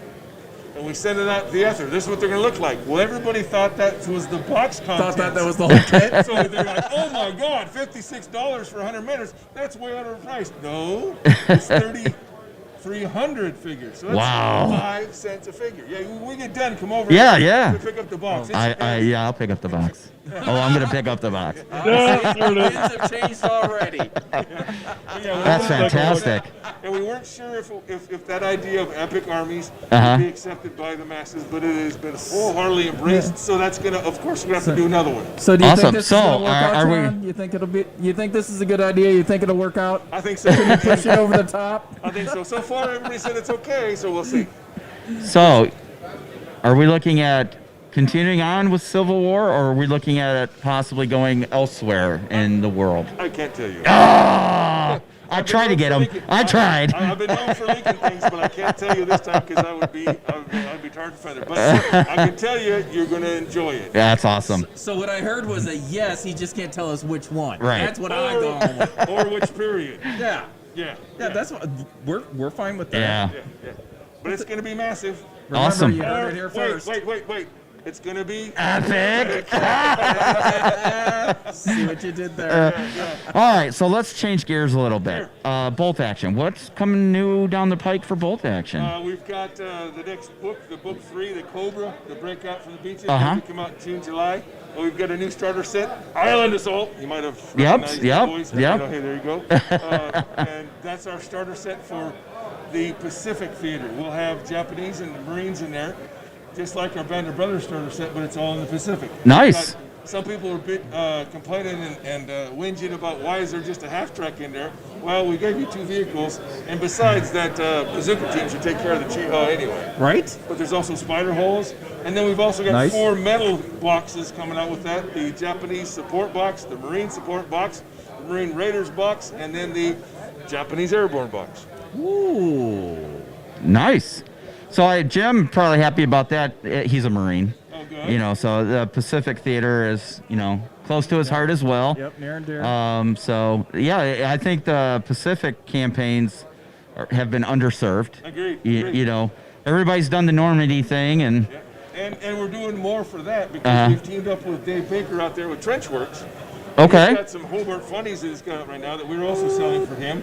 There's the Churchills, the bridge layer, which is a phenomenal, and it detaches from the model so it can become a train piece. Nice. So you can leave the bridge in place? Yes. Nice. Yes. And then we've got the bobbin and the fascine.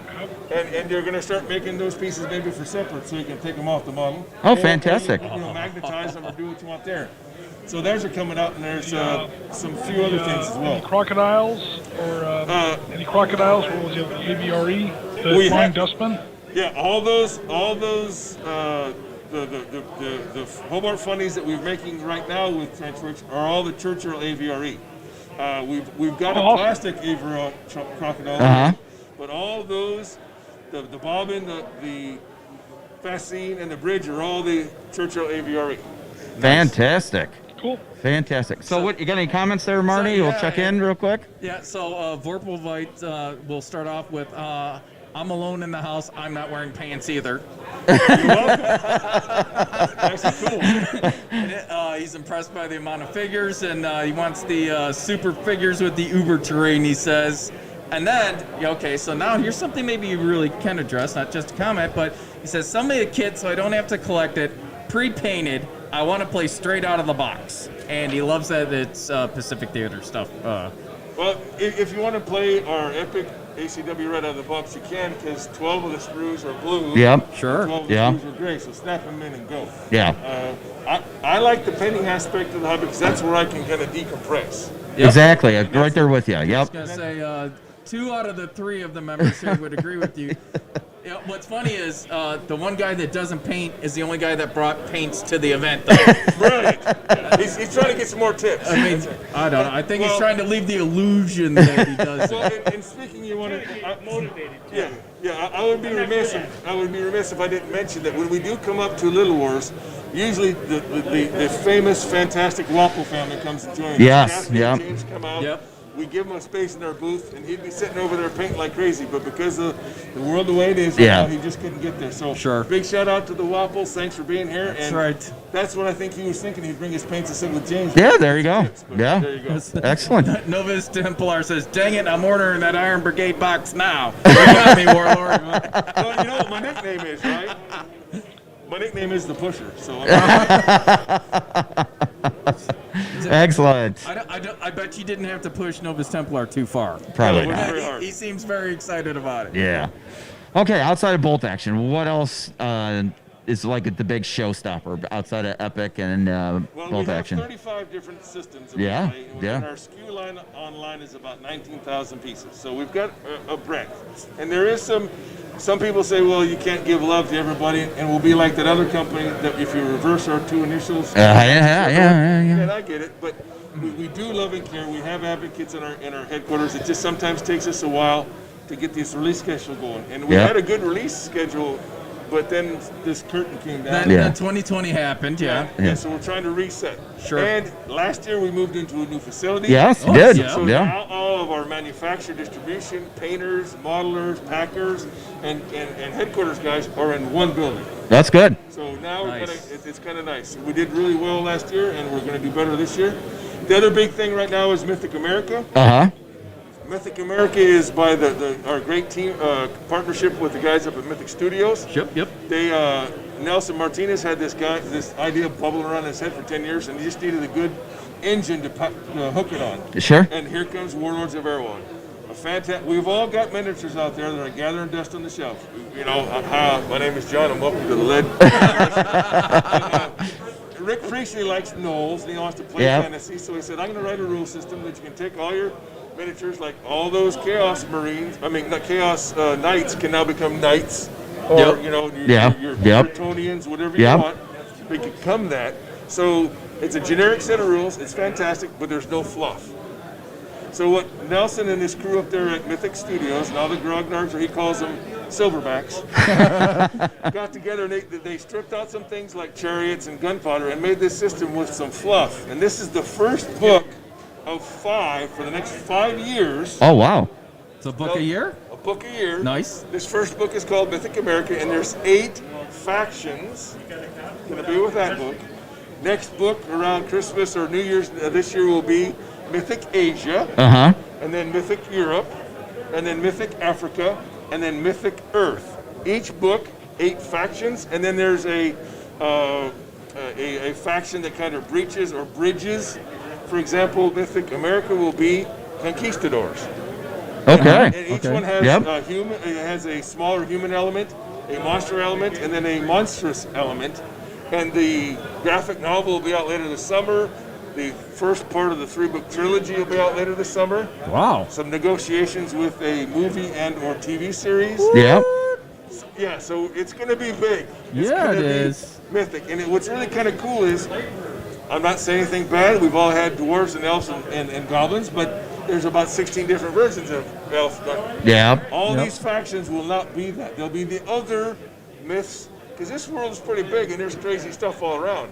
Right. So we'll have, like, when the Mythic Asia comes out, we'll have a Korean unit. Okay. We'll have a Maori unit. We'll have a Chinese black kind of sort of like, or a Japanese type like thing.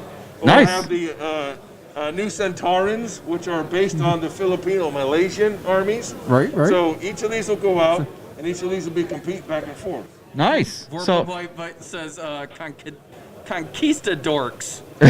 I'm assuming that's orc on the end, not dork. But Yeah, exactly. And we've been negotiating with.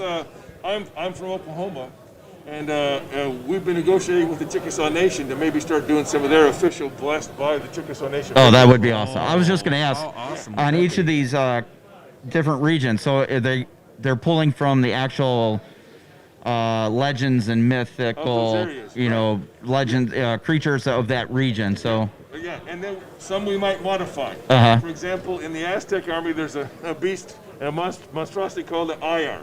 It's not quite in any Asian or African or Aztec mythology, but we thought it'd be a cool beast for the Aztecs. And basically, it's a giant slug that goes across the battlefield and hugs corpses at you. very So cool. you're gonna have things. So you're gonna have things like, say, like Kitsune werefoxes for Japan, Yes. Bigfoot for the Pacific Northwest, Yeah, and for New Sasquatch is in the Jersey. game, yeah. And for New Jersey, you're gonna have the Sopranos. Yeah, exactly. no, it's Jersey Shore. Yeah. Well, There you this, go. or the New Jersey Devil, maybe. But Yeah. this first book, we have the Aztecs, the tribal nations, the Incas, the Maya, and then we have the Inuit, the Western Federation, the Chachapoya, and then the Tanoi. So Wow. Those are the first 8. Very cool. Very cool. So you're saying that this could be a show exclusive for, like, I don't know, 3 people that happen to have microphones right now. Exactly. Exactly. Very cool. And then we've got more stuff coming out for Cruel Seas, more stuff for Blood Red Skies. The new starter set for Blood Red Skies, the midway version, should be out at the end of July. Oh, sweet. Roughly. And because we've had to readjust our... Because not only do we have COVID, not only do we have shut down the things, not only do we have our move, then we had those guys, let's see, this is an okay non-PC kind of... Yeah. Those guys in brown that like to ship our stuff around Uh-huh. starting to act like kind of crazy and putting tariffs and stuff. Yeah. And Brexit. Yeah. So we've had a couple punches. So our release schedule has been eat up pretty bad. So we're trying to catch up. We're trying to get things done. So the Blood Red Skies starter set midway will be out soon. Nice. We've got Some more Victory at Pacific? Sea. I love Victor at Sea. Yeah. And then we've got Alessio Cavator on our design studio, and Yep. he's last time I was over, I have to go over because of my job. Right. It's rough. It's horrible. I've got to get to the new. I've been to the old place. When I used to work for Beast of War, Oh but yeah. So The last time I was there was 2019. yeah. So I'm really itching to get the So new place. so you haven't seen the new facility yet, I have no? not seen the new facility Oh, okay. yet. So I'm really excited about that. But the last time I was there, Alessio and his crew over at River Horse, Yep. we hire them out sometimes to build games for us, and we're working on a system called Combined Arms. Oh, sweet. And what the idea Detail. is it'll take Bolt Action, Uh-huh. Cruel Seas, Victory at Seas, Uh-huh. and Blood Red Skies, Uh-huh. and make it a game. So we have Oh, a Wait a minute. Didn't I talk about this on a podcast a couple weeks ago? Yeah, like 2 months ago we talked about this We actually. heard you. Yeah. Yeah. So the whole idea is to put those 4 game systems together for a massive campaign. And if you don't have time to play that, Uh-huh. there is a board game and pieces inside the box that would allow, like Marty, you'd be blue, I'd be green, and on the table there'd be gray markers. And as we did our objectives, we'd change them to our colors. Sweet. We did Very about cool. this far. So that's coming out, fall maybe. But That's in exciting. March, too. Yeah. Awesome. I am looking forward to seeing that. Yeah, most that's gonna be definitely. cool. And then what's kind of funny is, how one game starts, another game starts, another game. Uh-huh. The company boss, John Starr, had this idea cooking in his head because he read a book. He read a book about small little boats, and then all of a sudden now we have Cruel Seas. Yep. Phenomenal game. Well, then Gabriel, the guy that works down in our distribution, had always wanted to do sailing ships. Uh-huh. So he took a little bit of this, a little bit of that, and boom, now we have Black Seas. Well, during the pandemic, they were all bored over there. And the guys over at Mantic, Ronnie Rent, those guys are twiddling their thumbs. Gabriel's twiddling their thumbs, and they said, hey, can we make Black Seas into maybe a fantasy game? I think there was a game like that. Yeah. Yep. Okay, well now they took the idea of Black Seas, threw it in this pot, stirred it up. Now they have Armada. Yep. Exactly. Yep. And I think that whole thing started because we had the Terrors of the Deep. So And they're playing Armada at one of the tables over there. Nice. Exactly. So there's this little, the pot that stirs, but that's what's going on. With Very those cool. things. So where do you guys go from here? Where's the U.S. side? You got another convention? Yeah, I got one in June. And what's really kind of cool is, 3 years ago, Moment of Silence, Adepticon. Yeah. Pour one out for my homie. There you go. I was at my booth, and these three guys came up. They were hardcore 30K, 40K fans, and they were trying to find something to play in between rounds, and I showed them Blood Red Skies. I did not realize that two of the guys were Doug Glover, who's a retired backseater F-18 Marine pilot, and his other guy is an Army Ranger, and his other buddy was another Marine. We're really trying to find something. They started playing Blood Red Skies. Now they have Lead Pursuit podcast. And exclusively nothing but Blood Red Skies. Well, 3 years ahead now today, we do Gathering of Eagles events, which are specifically Blood Red Skies Center. Oh, wow. But then we also play 30K or Team Yankee or Bolt Action. And the next event will be at 4th, 5th, and 6th of June at New Orleans at the World War II Museum. Nice. That is such a cool place. Oh, that's so cool. I have to go to the museum, and we're staying in a hotel with a different rate. So we're staying in that hotel. It's the whole motif is 1940s. Yeah. Right around. So we're going to be playing Blood Red Skies by the museum for June 3rd, 4th, and 5th, 4th, 5th, and 6th. And then the week after that is DICON at Collinsville, Illinois. And then July is our event, Twisted Lords Con down in Oklahoma City. Nice. And then NashCon, Origins, MillenniaCon in Texas, and I think HistoricCon. And then we just got called the other day for one in Vicksburg, Seas of Vicksburg, and they want to do a ACW game. Nice. So there you go. Makes sense, yeah. Something. Yeah, and then MillenniaCon, which is a good con at the end, around November 11th down in Round Rock, Texas. And then I finished my circuit this third week in November, right before Thanksgiving, up at Renegade GT at Plymouth, Minneapolis, which is actually Minnesota. Yes. Yeah, and it's 10 minutes away from my sister's house. So Okay. Thanksgiving. Yeah. Are you guys going to be at the Modified Gen Con? Maybe. Maybe. It's kind of hard to get in that door, so trying to crack that door. And I've been in the company now for 4 years.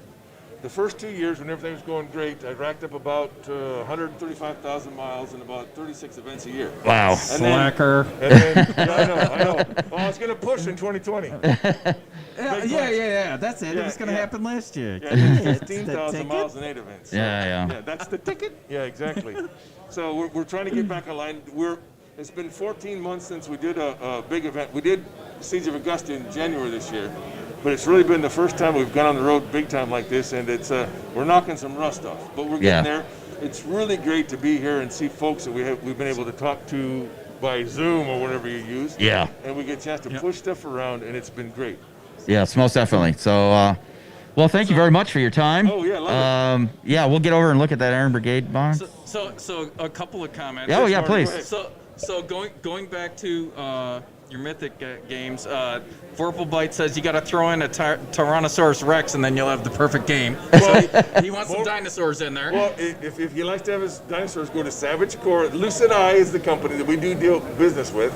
Savage Core is their game, and they have those in there. It's kind of a Pellucidor kind of middle of the earth thing. So Vorpal Blade, there you go. There you go. And then he also commented that he loves to play games like Blood Red Skies and It says, but the wrench heads invested heavily in BattleTech in my game club. So Vorpal Fight, you got to lead the way, and there's plenty of new stuff coming out for you to be able to entice them with. Well, Vorpal Blade, if you want to, my cell phone number is 406-579-7704. I don't dox myself, but 406-579-7704. Or my email address is jon.russell@warlordgames.com. Contact me, we'll help you, because my job is to bring the light to the masses. Nice. Yeah, well, you certainly have plenty of product to work with. Was that all of them, Marty? Well, other than Vorpal Fight says I asked for an interview with a hot woman, which he did, and I said I wasn't going to address earlier, but he says you brought me a dude in a dress instead. We try. You do your best, right, Marty? All right, awesome. It's not a dress, it's a kilt, because last time somebody called it What's a that? dress, I kilt him. So, if someone was going to, if they've already got a box set for a Civil War, what would you say if they were thinking about getting 3 more boxes of it? Fantastic. Because then you can do everything, yeah. So, volume discount? No, not at all. And yes, there could be. And I would be remiss before I go to say that we are working on a community page. We have our web store and articles and stuff. Yep. We have a community page coming up pretty soon that will list events in America and in UK. Nice. It'll list player finders and store finders. So that's what we're working on. We've been trying to get it done, but because of furloughs and stuff and everything like that, it's been slow at it, but it's coming. You had a whole year. We didn't do anything last year, John. Come on. I know. And my pile of sin got bigger. So. It's weird how that happens. Is there any way for playing some of these games online with friends? Some Yes. of the D20s There and is stuff? some tabletop event up on Steam. We have something. There's some guys, the leadership guys have been doing some Blood Red Skies. Yep. We were doing some testing. We're all friends here, right? Yeah. Let's not get out of the room. We're squirrel friends, right? Yeah, you know what? Let's just keep it amongst the 3 of us here. That sounds great. We've been doing a lot of tests for Blood Red Skies Vietnam. Yeah. And then we're doing What? Yeah. And we've been doing that up on TTE. We were doing some of that and testing on that. So Vietnam? yeah, because we've done Big Alley. Like Phantoms and stuff? Yeah. In 1-2 Holy scale. Once again, the winds have shifted. Bill's wallet has jumped out of his pocket and is now trying to crawl out the door. I felt the trouble in the force. Oh man, that's awesome. I'll see some MiG-17s versus Thunder Chiefs over North. Oh. Exactly. Yeah, the box set. We were F-105 thuds, baby. Yeah, exactly. We're talking that the box set would be Phantoms and 21s, MiG-21s. Nice. Because we've got Big Alley, which is sabers and big 15s, and that's all because we finally did. I pestered the guys over there for 3 years, and because I wanted to do bolt action Korea. So Sure. they finally said yes. So myself and a guy named Steve Smith wrote bolt action Korea. Okay. And because that kind of caught, Yep. then Andy said, well, let's do the jets because it's just straight over. All guns still at the Yep. time. So we did Big Alley. Now Leaning we're again talking- into your combined arms stuff again, by the way. Exactly. I see where this is all going. It's almost like you guys had some sort of master plan. TDG, baby. Total domination. TDG, baby. That's what it is. So we used that tabletop events, and we did some simulations for different iterations of trying to get Big Alley Vietnam right. So that's been shelved for a while, but we might come back to it. But there are stuff on the things. So if you're going to go down that road for Vietnam, are we going to see bolt action in Vietnam? Okay, here's the story. That's a great ass question. A lot of people say, why don't you do Vietnam? You did Korea. And here's the thing. Why should we run when we can walk? Why don't we do the Indian-Pakistani war? Why don't we do Arab-Israeli? So then going through those iterations, we'll know exactly what an AK-47 and M16 is instead of jumping forward and thinking and guessing about what it is. So the plan is eventually, when we get to it, All right. we're going to do probably, let's see, there's a bunch of brush fire wars in Africa. The boss right now, if you see our newsletter, is really into the Indian-Pakistani war, so that's probably what we better do next. Well, yeah, gotta keep the boss happy. Yeah. Arab-Israeli. Did you hear that, Jim? Arab-Israeli? I was going to say, I've actually talked with Warlord Games, Charlie, when we were at the Bolt Action Boot Camp for Beasts of War a while ago, about Bolt Action Vietnam. And I was like, guys, go slow. Korea is one thing. Vietnam is a different beast. I've done Valor and Victory conversions into the modern era. It's a World War II squad-based game system. I know where all the minefields are. I know where all the booby traps are. Doing a World War II conversion to Vietnam is not as easy as most people make it sound. So I think you guys are doing the right thing. Take your time, take it slow, walk toward it by steps. Yeah. Korea is easy. Yeah, Korea is basically World War II, the sequel. Exactly. With a few small differences. Yeah. Vietnam is a whole different equation. Right. It did take me 3 years to convince him, then a year and a half to get it done right, and there was still some minefields we missed. Sure. And the beauty of Korea was you could take a box set of bolt action Americans, play bolt action, play K-47, and now you can play Korea. Yeah, I understand that the pockets weren't quite right, but the uniforms are basically the same. And if we manufacture a line of heads, like South Korean. Turns out we're not scale modelers. We're not counting the rivets on airplanes. It'll be okay. and you know, so we could do just a line of heads and convert it into all the NATO alleys. Yeah. At the end of the day, I can't. We were down at, and of course we're crossing fingers for Recruits. Yep. Recruits is a great game down there in Lee Summit. That's a great convention there. It's in a high school. And my buddy Jim Hagman over there, we ran into one of those rivet counter, or whatever you want to, grognard guys. And he was going off on us, and finally, my buddy looked at him, he goes, "It's a effing game." Right? It's an effing game. Yeah. After 6 months, we all know that Prussian blue won't be Prussian blue like on the playground, because it doesn't die fast. It's going to fade. Yeah. Yep, absolutely. And again, we're gamers, not scale modelers. Although some scale modelers do games, some gamers do scale modeling. True. Big Red Aerofix presents Blood Red Skies, which is the 1/72 scale. Yeah. I call it Big Red Skies, but you're exactly right. And then there's Big Alley. But that's, I talk about a slippery slope. I had 3 airplanes in 1/72 scale for that. Now I have over 50, which we're going to have at a Gathering of Eagles. And nice. we also have a 1/200 scale Hornet that's 4 feet long that we play on down there at Gathering of Eagles. So Bill would like to order 2. Okay. We need to send one to Jim. Jim is the guy online, right? Yep. Hey, Jim, I can't thank you enough. Thank you for helping us fight the fight about go slow, not run about Vietnam. I cannot thank you enough for that. I mean, not to sit here and pull my own horn, but I've literally marched down that road. Thank you. And I've come back with a few Purple Hearts. Thank you for doing that for us. I appreciate it. For Korea, I think a lot of it is in your list building. An American squad might have 2 30 calibers instead of 1. Right. An American, there's going to be a lot more of the M1 carbines rather than the Thompsons. But yeah, it's Chinese with PPSHs. It's going to be kind of the same, with a few differences. Again, it's mostly what the armies have with them. Right. Vietnam, you've got squad support machine guns, at least 2 in every single squad. Yep. Not 30 calibers, not BARs, M60s. Yep. Everybody's walking around with an automatic rifle, not a submachine gun. Hidden movement, the difference between the NVA and the PAVN, it's not the same. Right, and you can't just run the clock forward. Go ahead. No, I'm sorry, Jim. Go ahead. You had a great stream going there. No, it's just I mean, we've kind of done it. I mean, I must say we created like what you guys are going to do. But we took Barry Doyle's Valor and Victory squad-based World War II infantry system. Stop me when it starts sounding familiar. It's hex and counters instead of miniatures, but we've basically done this, and we've forwarded it up to we've gone to 2006 Afghanistan. Nice. But our first big step was Vietnam.